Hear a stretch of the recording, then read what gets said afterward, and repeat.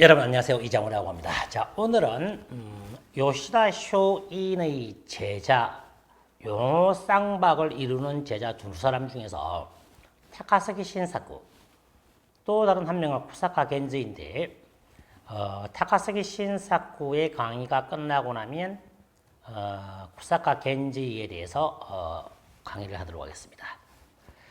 일단 제가 타카스키 신사쿠와 관련된 강의는 두 강, 이 강으로 마치겠습니다. 첫 번째 강의에서는 타카스키 신사쿠와 관련된 사진이나 영상을 올리지 않고 두 번째 강의에서 올리도록 하겠습니다. 자, 이게 썸네일 제목을 보시면 초슈인의 탄생이라고 나와 있죠. 자, 우리가 에도 막부에서 막부 말기에 이 막부와 초슈인들은 굉장히 격렬하게 싸웠습니다. 막부가 1차 초슈 정벌, 2차 초슈 정벌을 했죠. 그만큼 이 막부가 초슈인이 얼마나 꼴보기 싫었으면 두 번이나 정벌을 하러 왔습니다. 아주 먼 거리입니다. 야마구치현. 야마구치현, 본토, 혼도에 있지만은 거의 큐슈와 붙어 있습니다. 여기서 교토에서 에도, 도쿄에서까지 쳐들어갔기 때문에 엄청나게 먼 거리죠. 그 먼 거리까지 쳐들어갔다라고 하는 것은 정말 미웠다. 초슈인을 미워했다라는 것을 알 수가 있습니다. 자, 그러면 이 막부가 초슈를 왜 미워했고 초슈는 왜 막부를 미워했는가에 대한 역사적인 배경을 좀 간략하게나마 여러분들이 알아두시면 도움이 될 겁니다. 토요토미 히데요시, 그 다음에 토쿠가와 이에야스, 오다 노부나가, 이 세 명이 이제 일본의 전국시대의 명장이고 영웅들인데, 세키가하라 전투라는 것이 있습니다. 이 세키가하라 전투를 통해서 토쿠가와 이에야스가 천하통일을, 토요토미 히데요시가 이제 천하통일을 이룹니다. 이때 동군과 서군이 싸웠죠. 싸웠는데 패한 집안이 누군가? 여러 군데에 패한 집안이 있지만 그 중에 한 번이 야마구치현입니다. 야마구치현, 시모노스케에 있는. 그 다음에 또 패한 번 중에 유명한 번이 가고시마, 사츠마 번이죠. 사츠마와 초슈가 에도 막부, 막부가 들었을 때 세키가하라 전투에서 박살을 났습니다. 그러면 승자는 어떻게 하겠습니까? 패자의 제사를 몰수를 하고 패자에게 치욕감을 맛보게 하겠죠. 특히 초슈의 모리, 초슈는 모리 번주입니다. 모리 가문입니다. 이 모리 번주가 예를 들면 그때까지 10개의 우리가 이제 코쿠다카라고 해서 일본에서는 그 번의 규모를 따질 때 그 번이 얼마만큼의 쌀 생산량을 올리는가, 얼마만큼의 세금을 거두는가를 고쿠다카라고 그 단위로서 측정을 하는데, 예를 들면 초슈의 모리 집안은 10개의 고쿠다카를 받았는데 세키가하라 전투에서 패하면서 3분의 1로 줄었습니다. 3개의 고쿠다카를 받았습니다. 자, 그러면 그 나라, 그 번이 유지되려고 하면 그 번주가 밑에 있는 사무라이들에게 월급을 주고 어느 정도의 보상을 해줘야 됩니다. 그래서 모리 가문은 10개의 고쿠다카를 가지고 밑에 상검무사들에게 나눠주면서 어느 정도는 자기들이 가지고 그렇게 유지를 해왔는데 3분의 2 이상을 착취를 해버리니까 번의 존재 유무가 힘들어집니다. 이것 때문에 모리 가문은 막부에 대해서 엄청난 원한을 가집니다. 도쿠가와 가문에. 그리고 이 모리 가문이 이제 번이지만 이제 성을 만들어야 되겠죠. 일본의 성 문화가 발전되어 있는 이유가 각각의 번이 굉장히 그 모든 번에 성이 다 있습니다. 약 300개의 번이 있었는데, 그래서 모리 가문이 패했기 때문에 성을 만들려고 하면 토쿠가와 가문의 막부 쇼군에게 허락을 받아야 됩니다. 제일 처음에 어디에 만들려고 했느냐? 히로시마, 중부지방이죠. 히로시마가 교통편이 좋아요. 바다도 접하고 있고 히로시마에 성을 세우려고 하는데, 토쿠가와 가문이 쇼군이 뭔 헛소리를 하고 앉아있냐. 너가 거기에 성을 세워갖고 또 힘을 키워서 우리를 치려고 하는 것이 아니냐. 그래서 너희들은 그렇게 교통의 요지에 절대 성을 세울 수가 없다. 어디에 성을 세우는가? 지금의 시모노세키 하기에 있는 곳에 성을 세우라고 합니다. 지금 또 시모노세키 출신이 아베 신조, 지금은 전 총리죠. 이 양반이 그 출신인데 그쪽에 가보시면 교통편이 상당히 불편합니다. 지금도 마찬가지입니다. 하기라는 지역은 특히 불편해요. 거의 뭐 산꼭대기입니다. 산꼭대기는 저 구석에 처박혀 있어요. 거기에 성을 만들게 만들어요. 그럼 거기에 성을 만들면 뭘 하겠습니까? 아무것도 할 수가 없죠. 그래서 하기라는 지역에서 역대 총리가 6명이 배출되었고 아주 뛰어난 사람들이 많이 배출된 이유가 거기서 할 게 없어요. 공부 말고는. 아무것도 없고 뭐 강도 없고 바다도 없고 아무것도 없다 보니까 할 게 없으니까 공부밖에 할 게 없다. 내가 출세를 하려고 하면 공부밖에 할 게 없기 때문에 시모노세키 출신, 하기 출신의 사람들이 나중에 정계에 많이 진출하게 됩니다. 그래서 하기에 성을 짓고 생활을 하면서 이를 부득부득 합니다. 그러면 그 초슈 사람들이 매년 새해가 되면 인사를 합니다. 무슨 인사를 하느냐? 막부를 칠까요? 말이 안 되죠. 칠 수가 없죠. 힘이 없으니까. 왜? 세키가하라 전투에서 패하고 나서 힘을 쌓아야만 에도 막부를 칠 수가 있는데 칠 수는 없지만은 그때의 원한을 잊지 않기 위해서 매년 1월 1일이 되면 번주에게 묻습니다. 막부를 칠까요? 그러면 번주가 마다마다 아직 이렇게 말을 합니다. 그만큼 초슈인들은 막부에 대해서 원한이 컸다. 자, 그럼 이 초슈인들이 얼마나 대단한 사람인가라고 하면 초슈인들이 막부에게 패하고 나서 그때 이후부터 약 250년 동안 돈을 비축을 합니다. 왜 돈을 비축을 하는가? 전쟁은 돈 싸움이죠. 돈이 있어야 됩니다. 그런데 그 돈을 비축하면서 어떻게 말을 하는가? 번에서 돈을 비축을 해요. 번에서. 너네 아버지가 굶어지고도 이 돈은 절대 쓰지 마라. 절대 써서는 안 되는 돈이다. 그래서 초슈는 장부가 2가지가 있었습니다. 실질적으로 다른 사람에게 보이기 위한 막부에서 감찰도 오고 하기 때문에 그 사람들에게 보이기 위한 장부와 돈을 차곡차곡 모아놓았던 그 장부가 하나 더 있습니다. 2개의 장부가 있습니다. 나중에 초슈인들이 엄청난 무기를 사고 많은 용병들을 끌어모을 수 있었던 결정적인 계기가 돈이 있었기 때문입니다. 그 당시에 초슈는 무기를 사려고 해도 살 수가 없었습니다. 이유가 뭘까? 막부가 견제를 했죠.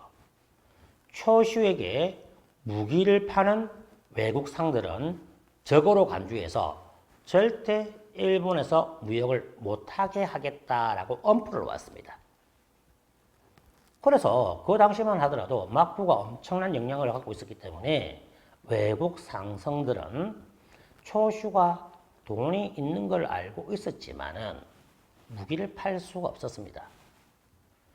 그러면 초슈가 무기를 사지 않고 사츠마가 무기를 사서 초슈에 제공을 하고 초슈는 그 돈을 지불하면서 사츠마에 기한 쌀을 제공하는 이런 협약을 맺은 것이 사초동맹입니다. 사츠마의 사, 초슈의 초, 사초동맹.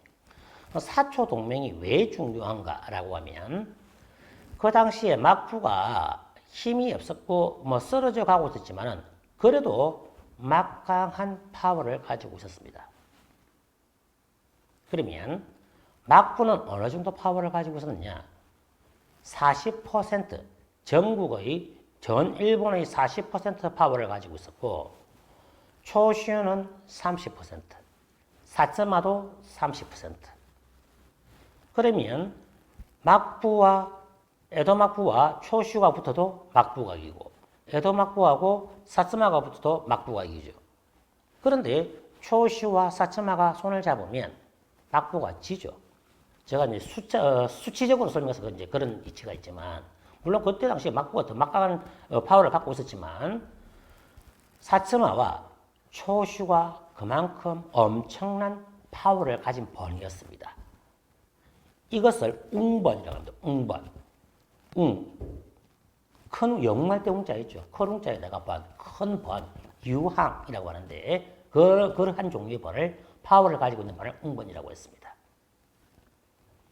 물론 사츠마와 초슈 이 두 번도 견원지간이었습니다. 왜 그러냐면 사초 동맹을 제일 처음 맺었을 때 그 전에 초슈가 교토에서 굉장히 열심히 동분서주하면서 천황 밑에서 열심히 일을 했습니다. 그게 꼴보기 싫어갖고 사츠마 사람들이 아이즈번, 미토번 이런 사람들과 손을 잡고 하루아침에 초슈 사람들을 교토에서 쫓아내버렸습니다. 졸지에 당했죠.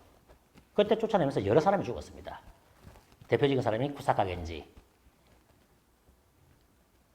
초슈의 영웅이라 할 수 있는, 천재라고 할 수 있는 쿠사카 겐지도 그때 죽었어요. 그렇기 때문에 지금도 사츠마 사람과 초슈 사람, 즉 야마구치와 가고시마 사람은 철전지 원수입니다. 굉장히 사이가 좋습니다. 자, 여기까지가 사츠마와 초슈가 왜 막부의 원한을 가지고 있는가.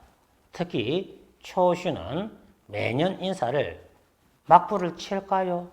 그리고 장부를 2개를 가지고 막부를 치기 위한 돈을 철저하게 모았다라는 것에서 초슈인들이 막부 토쿠가와 집안에 대해서 얼마나 원한을 가지고 있었던가를 알 수가 있습니다. 자, 그러면 타카스기 신사쿠의 집안은 어떤 집안인가? 모리, 즉 초슈 번주, 모리 번주의 최측근이었습니다. 굉장히 직책도 높았어요. 굉장히 직책도 높았고 최측근이었기 때문에 막부에 대해서 타카스기 집안 자체도 어릴 때부터 그런 교육을 받겠죠. 이 막부 애들이 우리를 쳐들어와서 우리를 이렇게 못살게 굴었다. 우리가 늘 받고 있었던 복부닦아 요것도 빼앗겨버려서 정말 터무니없는 곳에 성을 짓고 살고 있다. 그런 교육을 철저하게 받았습니다. 조상 대대로 막부에 대한 아주 나쁜 감정을 갖고 있었죠. 그래서 초슈는 돈을 모은 것뿐만 아니라 교육에도 엄청 힘을 쏟았습니다. 막부 말기에는 해외에도 굉장히 많은 사람을 보내면서 해외에 이토 히로부미라든가 타카스기 신사부도 마찬가지고 이런 사람들을 이노우에 가오루 이런 사람들도 해외에 보내면서 해외 문물을 익히게 했습니다. 왜? 초슈에 그만큼 돈이 많았기 때문에 감당이 되었던 거죠. 여러 군데 보내면서 굉장히 인재를 양성했습니다. 특히 상급 집안, 상급 사무라이, 상급 계급을 위한 메이린간, 명륜관이라고 하는 아주 유명한 교육기관도 만들었습니다. 우리나라에도 성균관 대표 명륜관이라고 있죠. 원래 명륜관이라고 하면 국가를 위해서 충성을 해야 되는데 지금 거의 뭐 좌파화되어 있습니다. 그런데 초시의 매일인간 아직까지 남아 있습니다. 철저한 교육을 시키면서 국가를 위해서 헌신을 하고 국가의 발전을 위해서 노력을 하고 있는데 한국의 명륜관과 일본의 매일인간 똑같은 명륜관 한자가 똑같습니다. 전혀 개념이 다릅니다. 거기서 교육을 시키면서 철저하게 인재를 양성을 했습니다.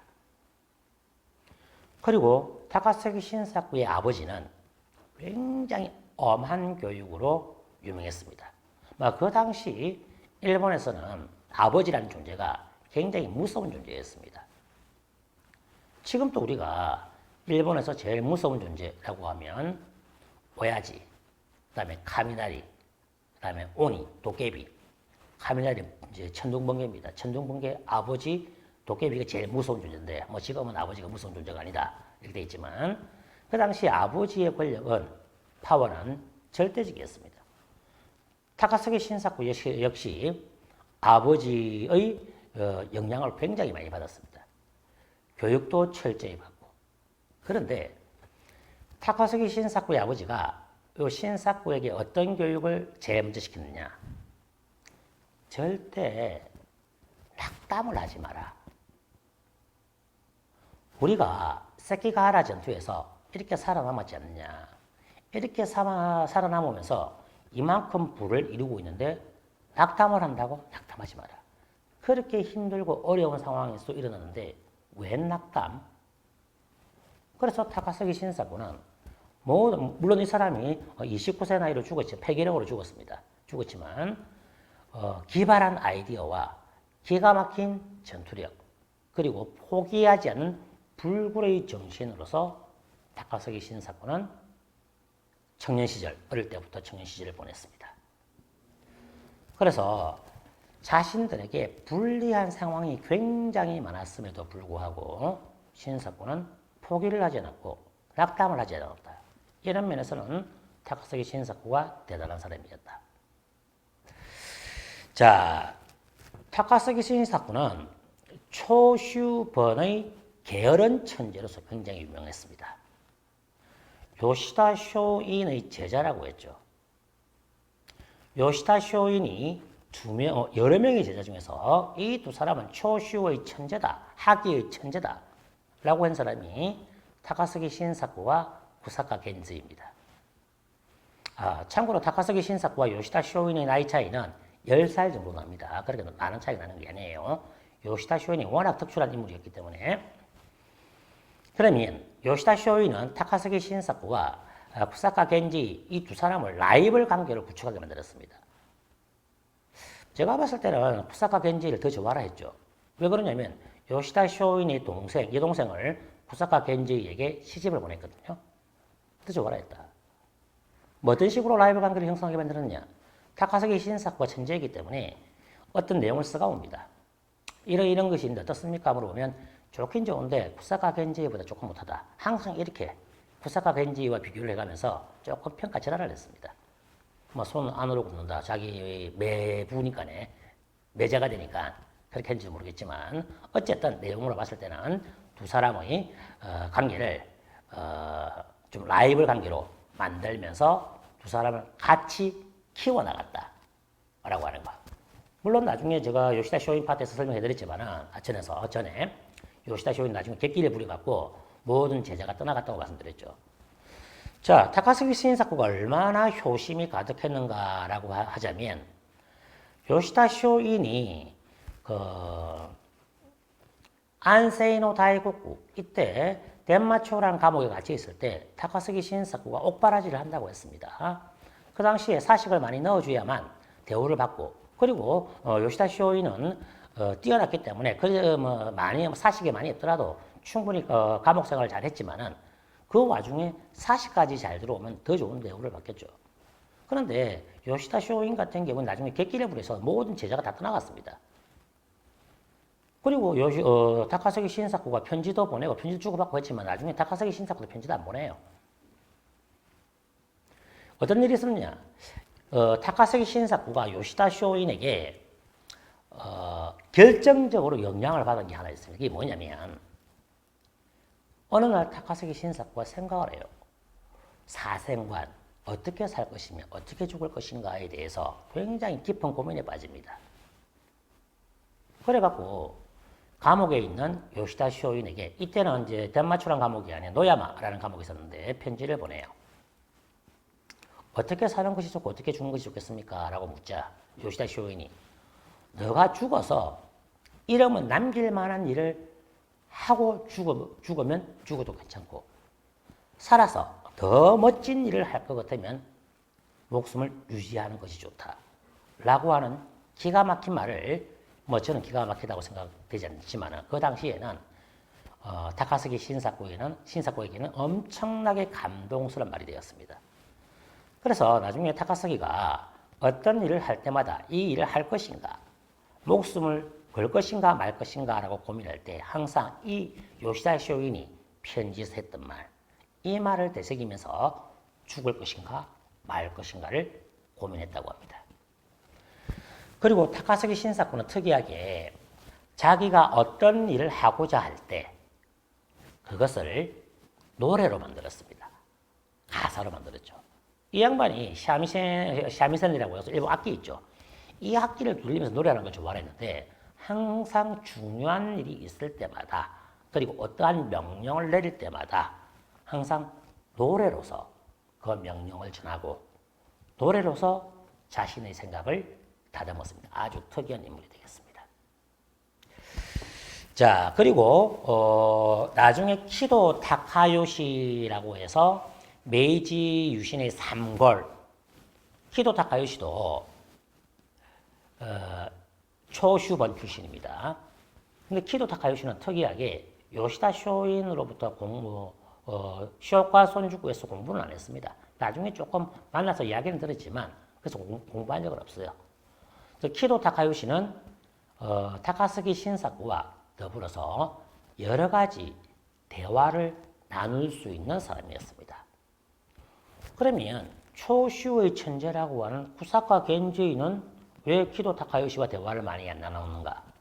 그때에 쿠사카 겐지는 교토에 가서 천황의 설화에서 다양한 활동을 했기 때문에 키도 타카요시와 많이 만날 기회가 없었습니다.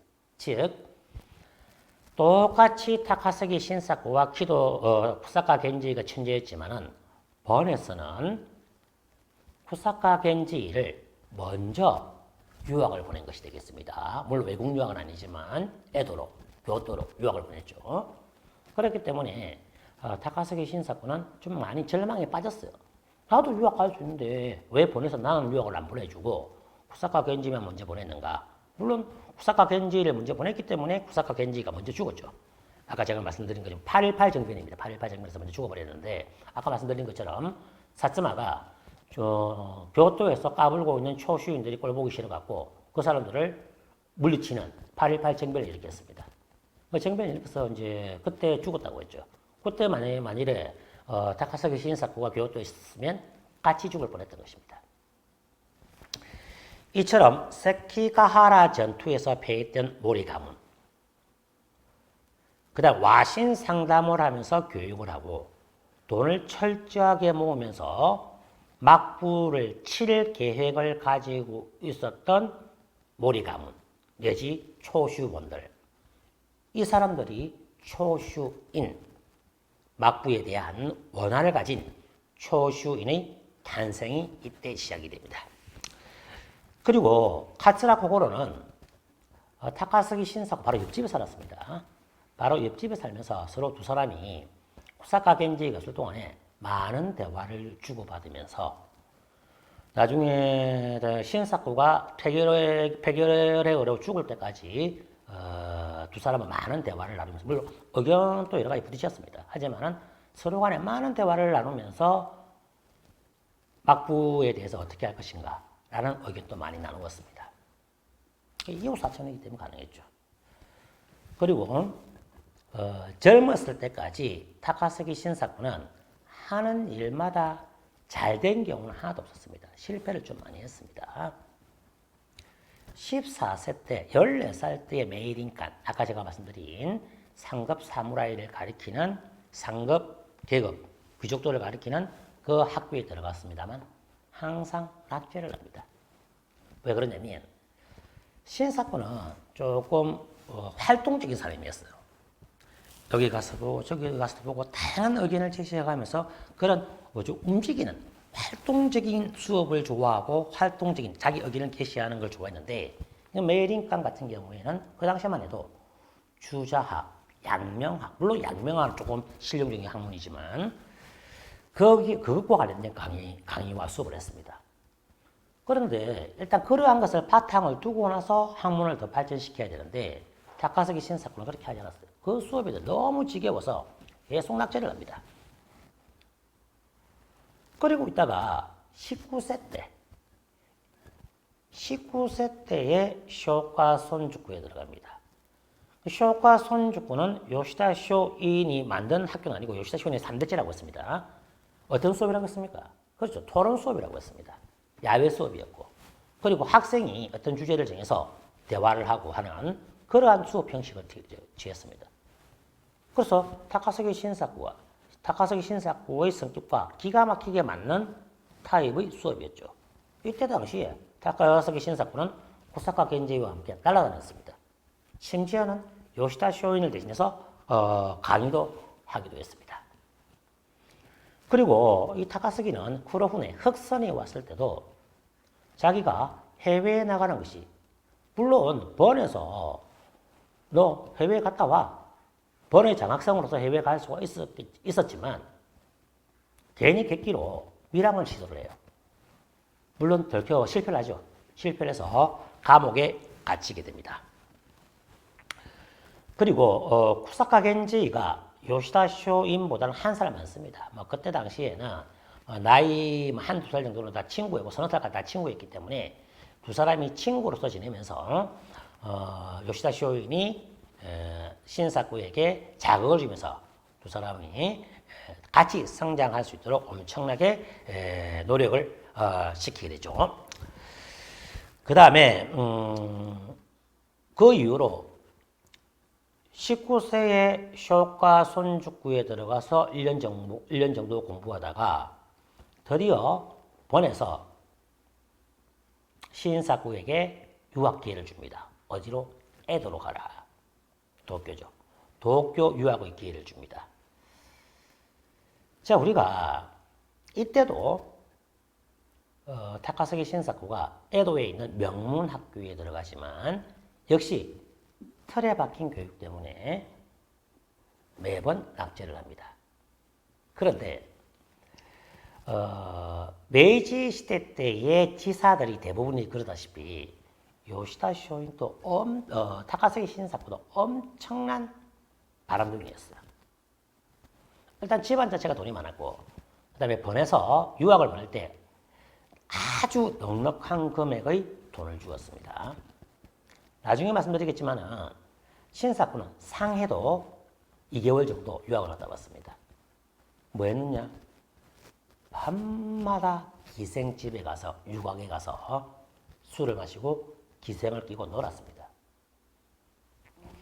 최고봉이라고 하면 이토 히로부미죠. 그런데 이토 히로부미는 원래 가난한 집안이고 근데 이토 히로부미 역시 그 초슈 시모노세기 출신입니다. 시모노세기 출신들이 오토코마에 남자들이 많아요. 여성 모골이 많습니다. 근데 신사쿠 역시 마찬가지로 돈을 가지고 굉장히 기생집에 들락날락하면서 많은 여자를 만나는데 이토 히로부미와 다른 점은 이토 히로부미는 한 여자에 꼽히면 그 여자하고 데리고 살면서 다른 여자 바람 피웠는데 신사쿠는 한 여자에 꽂혀서 하진 않았습니다. 그래서 하루하루 여자를 만나면서 보냈죠. 그리고 요시다 쇼인이 덴마초라는 감옥에 갇혔을 때 1년 정도의 신사쿠가 그때 에도 유학 시절이었습니다. 옥바라지를 했다고 했죠. 그런데 타카스기 신사쿠 집안은 요시다 쇼인을 굉장히 싫어했습니다. 왜 그러냐면 똑똑하지만 사회성이 부족하다. 뭔가 나사가 하나 빠진 것 같다라는 느낌을 받았습니다. 그런데 타카사키 신사쿠가 요시다 쇼인에게 편지도 보내고 옥바라지를 하는 것이 굉장히 맞떡지 않았습니다.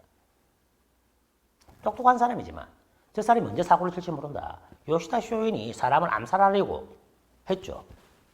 그런 것만 보고 있어도 이 사람은 정말 무서운 사람이다. 같이 어울리다가 자기 아들내미가 죽을 수도 있다. 그래서 아버지가 불러요. 야 임마 도쿄에서 그만 공부하고 들어와. 능와.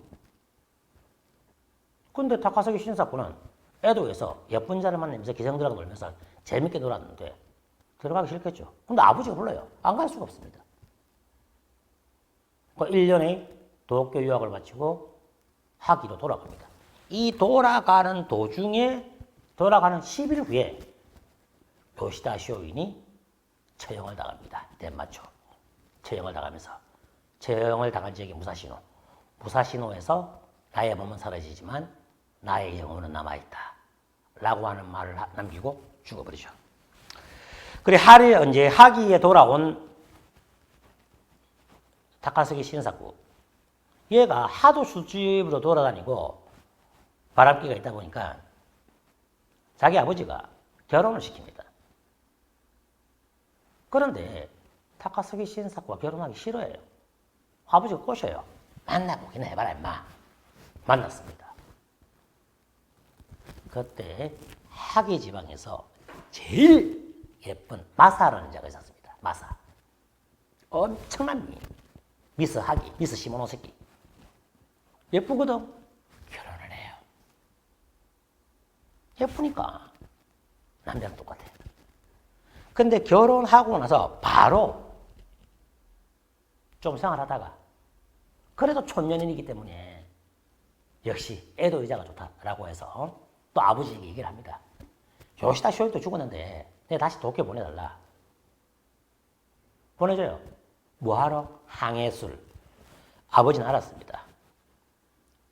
앞으로 에도가 초슈를 정벌할 때 반드시 배를 타고 올 것이다.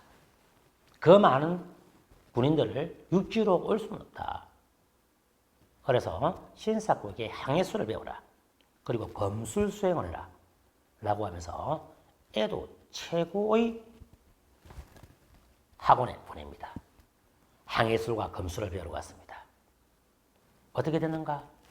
역시 낙제, 괴, 기생집에 넘나듭니다. 아직까지 타카사키 신사쿠는 내가 무엇을 해야 하는가, 무엇을 해야 할지 감을 못 잡고 있었습니다. 20세 때까지. 하지만 세계관은 갖고 있었다. 어떻게 하면 좋을 것인가. 그런데 무엇을 해야 할지를 몰랐습니다. 그리고 24세 때, 물론 그 전에 유럽으로 갈 일이 있었습니다. 유럽으로 가는데 물론 돈은 버는서 되지만 허락은 누가 해주느냐. 막부에서 해줍니다. 막부에서. 유럽으로 2사람을 보내기로 되어 있었어요. 그래서 초슈에서는 타카사키 신사쿠를 추천하고 에도에서는 에도 막부는 또 다른 사람을 추천합니다. 그 2사람을 보내기로 되어 있는데 2사람이 가면 되죠. 그런데 에도 막부에서 가만히 생각하니까 이 초슈 이 사람들을 보냈다가 다시 우리를 씹어먹는 것이 아니냐라고 하면서 갑자기 정원수를 1명으로 줄이면서 타카사키 신사쿠를 보내지 않습니다. 에도 막부에서 추천한 한 사람만 유럽으로 보내버립니다. 또 낙담을 하죠. 그래서 타카사키 신사쿠는 무엇을 해야 될지 모를 뿐만 아니라 자신이 뭘 하는 것마다 실패를 해버립니다. 하지만 아버지의 교육, 낙담은 하지 마라. 긍정적으로 살아라. 낙천적으로 살아라. 라고 권하죠. 그런데 또 한 번의 기회가 왔습니다. 번으로부터 타카사키 신사쿠가 24세 때 상해로 유학을 가라. 라고 유학을 보냅니다. 상해로 갔습니다. 뭘 했을까요? 기생집에 다녔습니다. 그런데 기생집을 다니면서 놀랐던 것이 하나 있었습니다. 이때부터 타카사키 신사쿠의 생각이 바뀌면서 내가 무엇을 해야 될 것인가를 알아차리는 시기가 됩니다. 그러면 타카사키 신사과 상해에서 무엇을 바뀔래 생각이 바뀌었는가?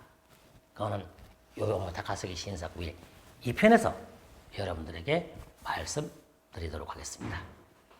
자, 그럼 다음 주에 여러분들과 요시다 쇼인, 타카사키 신사구의 2편으로 만나 뵙도록 하겠습니다. 감사합니다.